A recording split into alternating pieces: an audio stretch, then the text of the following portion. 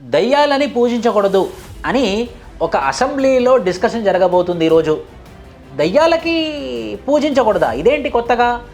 Nagaland assembly ఒక resolution pass చేసి ఈరోజు చాలా పెద్ద డిస్కషన్కి దారితీసింది. నాగాల్యాండ్ మనకు తెలిసిందే క్రిస్టియన్ మెజారిటీ స్టేట్, అది క్రిస్టియన్ స్టేట్ లాగా డిక్లేర్ చేసుకుంది.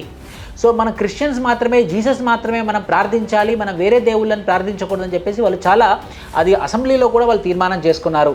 కానీ ఇప్పుడు కొత్తగా ఏమైంది, అక్కడ కొత్త కల్ట్ క్రియేట్ అయిందనమాట. ఆ కల్ట్ ఏంటంటే దయ్యాలను ప్రార్థించడం, దాని పేరు సైతాన్ వర్షిప్ అనమాట. సో యూత్ అందరూ కూడా ఈ సైతాన్ వర్షిప్కి ఎక్కువ లూర్ అవుతున్నారు, అట్రాక్ట్ అవుతున్నారు.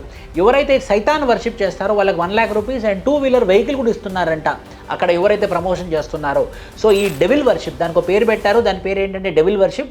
ఈ డెవిల్ వర్షిప్ జరగకూడదు అని చెప్పేసి నాగాల్యాండ్ అసెంబ్లీలో ఈరోజు డిస్కషన్ జరగబోతుంది. అందరూ కూడా క్రిస్టియానిటీ మాత్రమే వర్షిప్ చేయాలని చెప్పేసి ఆ అసెంబ్లీ తీర్మానం చేయబోతుంది.